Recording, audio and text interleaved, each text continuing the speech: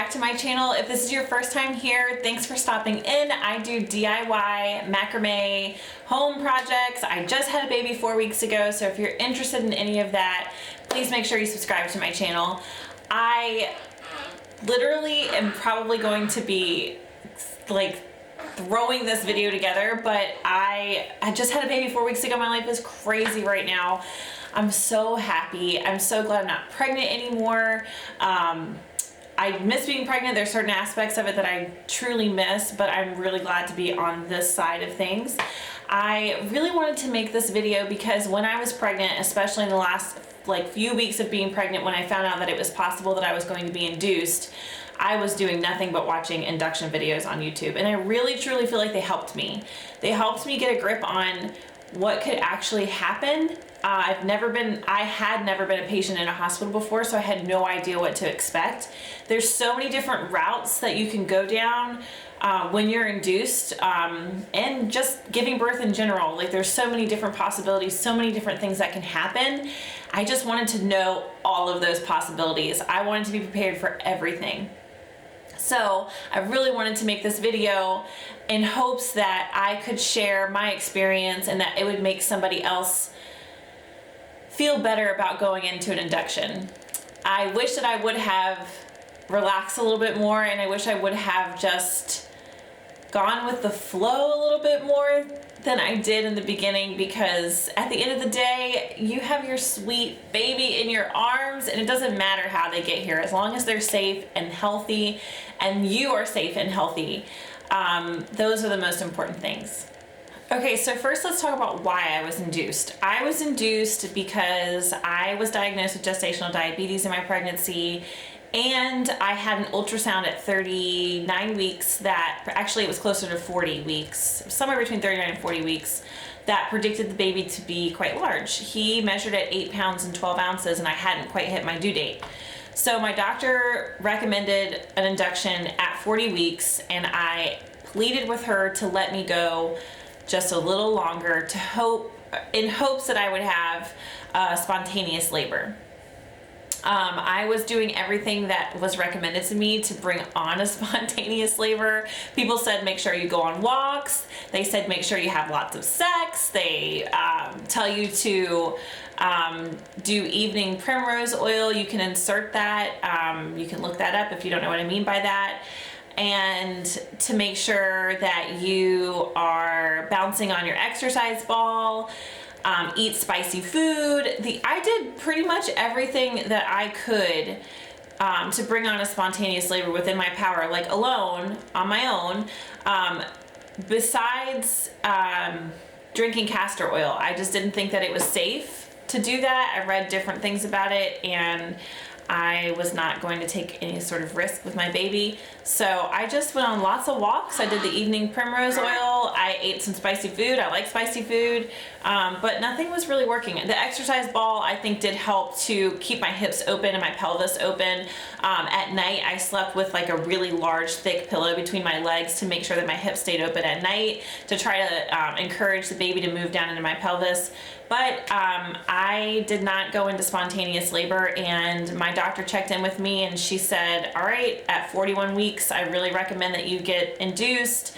And I was starting to get a little bit worried that he was as big as they were predicting he was, and she did share with me some of the risks of having a larger baby. She said, when the head is large, that means the shoulders are even larger, and so you have to deal with trying to get the shoulders through, and oftentimes if they don't come through, they can get stuck behind the pelvic bone, and you have to break one of the shoulders, and that's really scary. The baby can suffer from nerve damage apparently from that. There's also the possibility that the baby doesn't even go into your pelvis, and you just have to have a C-section, which is basically what happened to me. And she did not try to scare me with these things, but she wanted me to know, like, this is what could happen if you have a large baby and try to have a vaginal birth. We could end up with these scenarios. So it made me feel a little scared. I was really hoping for a vaginal birth on top of spontaneous labor. If I wasn't going to have that spontaneous labor, the next thing on my list was I wanted to make sure that he came out the right way. third on my list was I did not want to labor medicated. I did not want an epidural. I didn't want any pain medication. And with an induction, you know, you have Pitocin, and I had heard that with Pitocin, the contractions were worse, and that a lot of people ended up getting epidurals. So I was scared of all of these things. And on top of that, I got a cold the weekend before I was due to be induced. So I had a stuffy nose, I couldn't breathe, and I'm thinking like, how am I gonna labor when I'm sick like this? So I was due to go in on Monday, and Sunday night I went ahead and called the hospital, and I told them that I was sick, and I asked to go one extra day. They had me come in for a non-stress test in the morning and sent me home. I was able to rest for that day, and then I went back the next day to be induced. So I'm just going to kind of lay out what that looked like for me, the process that I went through, how it ended, and how I feel about it.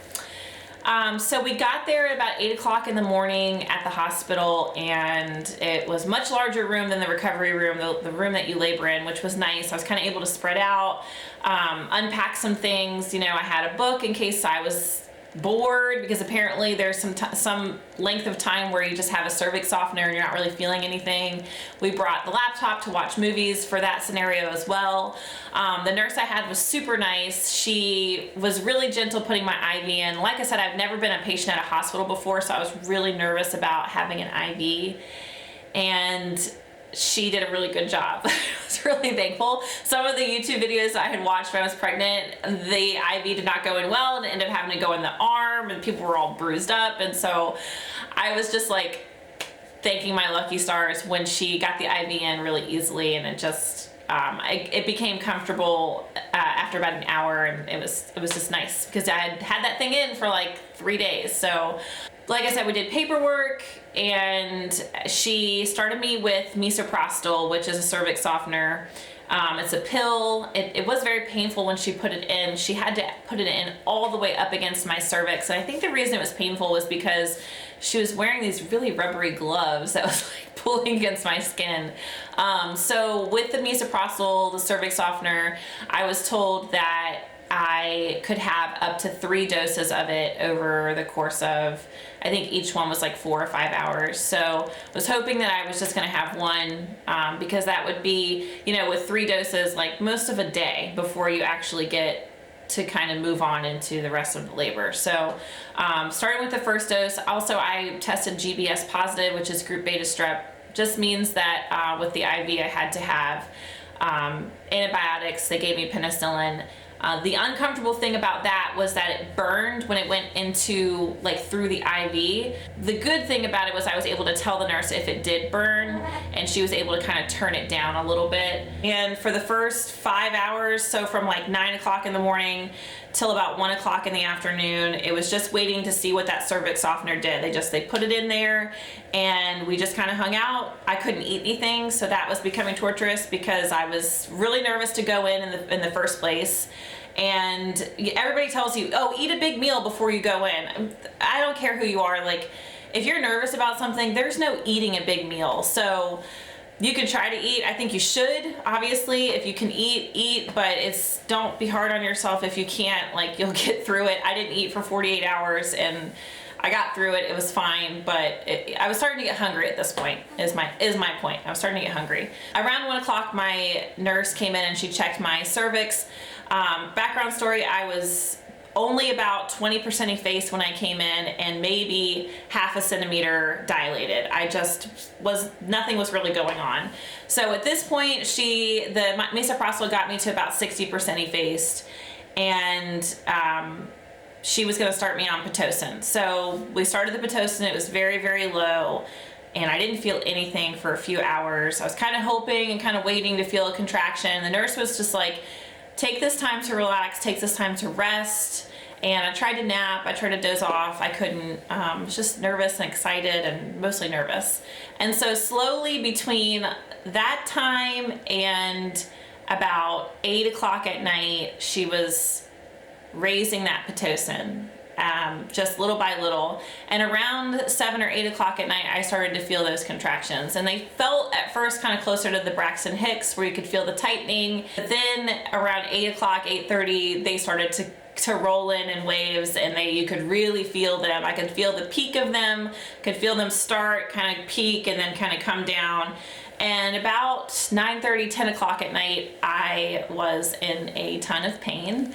I had transitioned over to the medicine ball, which was recommended to me by my doula. My doula was awesome. She kept in touch with me over the phone. There was really no point in her coming in with me for the induction and just kind of sitting around through all of that. So when I started to feel the contractions, I got in touch with her, and she was like, all right, this is what you should do. You should get on the ball, you know, encourage that baby to move down into your pelvis, keep your hips open. And I just did circles on the ball, and anytime the contraction started to come, I just really kind of concentrated on humming kind of low, and as they got really, really intense, by about 10:30, 11, I was like groaning deeply. What I did notice around this time was that they were really coming in close together, and by the time that the nurse was really urging me to get an epidural, they were like 30 seconds apart. So I was doing my best, but she was like, are you sure you don't want an epidural? And I was like, no. And I called my doula and I told her I was thinking about it, and I was having a hard time talking. Like, I was not talking through contractions at that point. There was just no possible way. So it was just waiting for those 30 seconds in between to tell her anything and to talk to my husband. And it was decided that I should have an epidural, because at this point there's no telling how long I'm going to be laboring like this. And then, though I wanted to labor unmedicated, there was just not a promise that I was going to be giving birth anytime soon. The other thing is that because I was GBS positive and my doctor wasn't there yet, she didn't come until much later. And so she was telling the nurses over the phone to really make sure they did not check me too often, because of a risk of an infection, so with the baby. So she wasn't checking me, and because she wasn't checking me, I had no idea how much I had dilated that time. And so I said, okay, let's do the epidural. And I was terrified. I've had back issues my whole life. I have really dealt with some major back issues, and an epidural is very invasive with your spine, so it was something that I just did not want to do. But at this point in time, I was pretty open to it, because I could barely breathe in between these contractions. So that was probably the longest wait, was between, no, there's another time where I waited a long time, but it's not that it was a long wait, it was a really hard wait. As soon as you decide to get an epidural, it seems like forever until it actually comes. The anesthesiologist was really nice, and I didn't feel it. And as soon as it kicked in, it took all of the pain away. I could relax, I could breathe. It was really magical. But that was temporary, and I'll tell you why in a second. So the nurse checked me after that, and I was actually 8 centimeters. So I felt pretty accomplished by that. Like, I had labored up until 8 centimeters unmedicated, and if I wasn't gonna labor the whole time unmedicated, at least I made it to 8 centimeters. Like, that made me feel really good. So at this point in time, it was just kind of a waiting game. I laid in bed with the peanut ball, and if you don't know what that is, that's just this giant thing shaped like a peanut that you put between your legs. It's not comfortable at all. And even though the epidural numbs you from the waist down, you still feel some things, and I could feel the discomfort of that peanut ball. So this is I got the epidural around 11:30 at night, and I went ahead and just tried to relax for a few hours after that. So when my doctor got there, she did suggest breaking my water, because she said that it would push labor along. I thought for sure that was gonna hurt. But, the reason why I thought it was gonna hurt was because she said she used a long hook that she inserted and she broke your bag. So I'm like, a hook? Like, that's gonna hurt, but it did not hurt, actually. It felt kind of good. It was just like this rush of warmth, and because I had already had the epidural, I didn't actually feel like the wetness and liquid of it. It just felt really warm. And sure enough, like, things just really sped up from there. Around 4 o'clock in the morning, I started to feel, actually I would say around 3 o'clock in the morning, I started to feel a lot of pressure.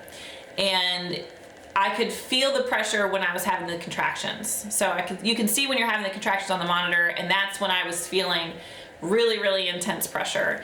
And when I took my birthing class, they said that the pressure would feel like you needed to make a bowel movement, like you would feel it in your butt. And that is so right. I'm thinking, okay, I need to go to the bathroom. And then I started remembering what I learned in the class, and I was like, oh no, I think this is actually the baby coming.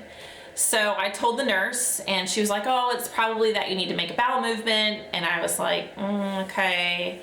And so I think I waited probably about 45 more minutes and had several contractions between then, and the urge to push was coming on hard. Like the pressure was coming, and it was painful in a different way. The epidural takes away some of the pain, but the pressure that you have from that baby coming and the urge to push is a different kind of pain. So I wouldn't say an epidural is just going to take all the pain away, because it did not. It still was very intense, and it still hurt a lot. I told the nurse again, I feel a lot of pressure. I feel like I need to push. Like I am pushing a little bit. I'm trying not to push, but I need to push. And so she let my doctor know. I let my doula know. Wham bam, my doctor was there, and they were like, all right, we're gonna push. And a couple minutes later, my doula walked in, which was wonderful because she was there when I really needed her. She wasn't just sitting around while I had an epidural. That's when things got really real. I was like, oh my God, I'm gonna meet my baby in a minute. My doula was so sweet. She was like whispering in my ear, like, you're gonna meet your baby. This is so exciting. And she held one of my legs, my husband held my other leg, and we started to push. That felt like trying to go to the bathroom. Then that's what I heard, and it's true. But I really tried to focus on the center and not the rear of my body. And the nurse that I had, she gave me a great reference I wanted to share with you all. I drive a stick. I've driven a stick for, oh my God, I've driven a stick for 15 years. I have a 6-speed now. I've had several cars throughout my life, and they've all been either a 5-speed or a 6-speed. I've always driven a manual, and I can't imagine driving an automatic. I'm just used to it. So she's like, do you know how to drive a stick? And I said, yeah, I've driven a stick. Well, I didn't say it like that. I'm in the middle of laboring. But I said, yes. So I want you to think about when you're driving, and you're driving uphill, and you're trying to make it uphill, and you're not gonna let pressure off of that gas. She was like, you need to think about that in between your pushes. So with each push, I would have to take 3 breaths. So I would take a breath in, and then I would push and blow the breath out, and then I would need to take a breath in again and push. And she said not to let go of the pressure in between. So that's what helps keep the baby moving through. And I thought that was a really great reference. I thought that was great that she shared that with me. So anyway, I pushed for 2 hours. And I was just like waiting for someone to say like, I see the head, or, oh, I see there's hair color. And it wasn't happening. And I was still being encouraged. My husband was still encouraging me. He was saying, you're doing great. My doula was like, oh, you push harder. Come on, Megan, push harder. Come on, come on. I was pushing with all of my might. My doctor checked me a couple times. She made sure that I was putting enough pressure in the right place, and that it was enough pressure, and it was. And she reassured me of that. She's like, you're pushing in the right place, you're pushing with the right amount of pressure. And at some point, it just wasn't happening. And she said, I think we need to call it. And she's like, I can see his head coning, and he's not moving down into your pelvis. And I think we should do a C-section. And I looked at my doula, because she's a wealth of knowledge, and just to check with her to make sure that she agreed, and she did. And that was the scariest moment of all, because on top of everything, I didn't want to be induced. I didn't want to labor medicated. I wanted that vaginal birth, and here I was going into a C-section. And it was a very, very scary moment. I've never been a patient in a hospital, and here I was going into surgery, and we're talking major abdominal surgery. So that was actually the longest period of waiting. It was like, as soon as we were decided that I was going to have a C-section, I was told not to push anymore, which is impossible. Like, you cannot push. You can't not push. I don't know if I said that right, but it's really hard. And it was a little bit of a scary moment there, because I'd had the epidural, but I could feel my legs, and so I think it was wearing off. I'm not really sure how that works, but the anesthesiologist for the C-section came in, and she said, can you feel this? And she was touching my legs, and I said, yeah. And she said, oh, okay. And then the nurse said, well, she had an epidural, like she's fine. And she's like, yeah, but she can feel this. So they're kind of going back and forth for a minute, and that kind of freaked me out. But it was decided, it was all settled that I was gonna get a spinal tap, or a spinal block, not a spinal tap, a spinal block. They wheeled me into the OR. I had to sit up at this point to get my spinal block. And that was really hard because the baby had moved so far down and I hadn't sat up in a long time. So he was like going into my pelvis, and it was very, very painful to try to sit up. So that was really hard.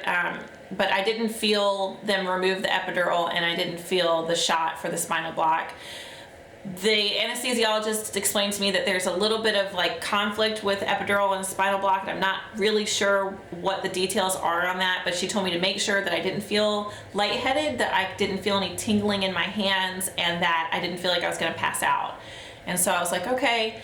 And they laid me down, and immediately I could tell I was just numb. Like that was it. I couldn't feel anything in my lower body. She said like chest and below, and I couldn't wiggle my toes or anything. And that should have freaked me out, but all I was thinking about was that I was gonna meet my baby any minute. I'm laying there, and they're putting the drapes up, and they're getting ready to cut me, and I felt tingling in my fingers, and I'm like, this is what she told me not to, this is what she told me to look out for. So I said something, and I started kind of panicking, because I'm like, something's wrong. Something is not right. She told me to watch out for these things. So then I'm panicking, and then I feel like I'm gonna pass out. And so I said something to her, and she's like, well, can you raise your arms? And so I'm like, yeah, I could raise my arms a little bit. And she's like, you're fine, you're fine. If you can raise your arms, you're fine. So that happened a couple more times. I kept feeling the tingling, and I kept feeling like I was gonna pass out. And she would just get me to raise my arms, and she would reassure me that everything was fine. I had my doubts, but everything was fine. They told me that they would lower the drape once they pulled him out so I could see him. So I just was kind of laying there waiting. My husband wasn't in the room. I was alone. And then he came in and he sat with me, and I could feel them start to cut me open, and you don't feel the cutting, but you feel the pressure of it, which is really hard to explain, but I understand now that I've been through it. People said that about, epidurals and C-sections, like you don't feel pain, but you feel pressure. I get it now. I think it's something you just have to experience to understand the difference. But there's a lot of layers they cut through, which was really wild to feel, because you do feel them, okay, they cut through a layer, because you feel the pressure of it, and you feel tugging, they're kind of opening you up. And then once they got to my uterus, and once they got to him, they had trouble getting him out because I was still having contractions, and his head was down. It was kind of pulling his head down with each contraction. So they had to kind of wait until there was a break in between the contraction to pull his head out, which they don't want you open very long. So that was kind of scary, like hearing the dialogue of that. But then he came out, and they lowered the drape, and they held him up, and I could like start crying thinking about it right now. I was in shock. I didn't cry, my husband did. I think I just had so much had happened at this point, between think about got to the hospital, and they did the cervix softener, and then Pitocin, and then, it had been hours. I had him at 8 o'clock in the morning. I got to the hospital at 8 o'clock the previous morning. So 24 hours later, finally they're pulling him out, and I just was shocked. I was like, oh my God, that was just inside of me. So they held him up, and I could see him, and he looked just like me, and that was an amazing feeling, because I was sure he was gonna look like my husband. But then they took him away, and so I had to kind of lay there and wait while they stitched me up. And then they brought him back, and my husband was crying, and they put him on my chest, and it was just such a beautiful moment. It was amazing. It was worth all of the crap that had happened before, all of my broken birth dreams. It's not important anymore. It was so important to me before. It was so important before I gave birth, and now it's just so stupid. So my point is with this is that don't hold too tightly onto that birth plan. I think a birth plan is a good idea. I had one, but I think I held on to it a little too tightly. I think I knew what I wanted, and at some point I felt like I had to have it, that it was so important to me that I wasn't gonna feel accomplished or healthy or like he was healthy unless I had those things. But here I am, and we're breastfeeding, and he's healthy and he's happy, and it just didn't matter. So that's my advice. Try to enjoy your birth if you're induced. Go with the flow, ride the waves, and get an epidural if you need one, and just try to enjoy your birth. And I was talking to a friend the other night who she's worried about getting an epidural. She's getting ready to have a baby and she's going to be induced, the same kind of situation. And she's like, I just really want to try to labor without the epidural. And I told her that I did. I labored from, you know, like 8 o'clock to 11 o'clock, really intense contractions on the medicine ball. And I feel really good about that. Like, I was moaning, I was moving, I was, you know, making hip circles, and that felt good at the time, until it didn't. If it did, it felt good. It felt like I was laboring. I was bringing my baby into the world, and enjoy that. It's might end up in an epidural, but enjoy the time that you have to labor without it. If you want to labor unmedicated, you still can labor unmedicated. There's still a portion of your birth and of your labor that you can do these things. But at the end of the day, there's medical interventions for a reason. Had I not had a C-section, I don't know what would have happened, because he was not coming out. I mean, I was pushing as hard as I could. So then you have to think about vacuums and forceps and coning of his head and breaking his shoulder and all these things. I'm glad that I had the C-section because he's healthy, and although it was a long recovery for me, it's been totally worth it. So that is my birth story. Thank you guys for watching. I'm super, super excited to be back and making videos. I have lots of projects coming up, and I can't wait to be back at it. I feel like a different person. I am a mother now, and I'm just super happy. Life is good. So anyway, I will see you guys next time. Bye.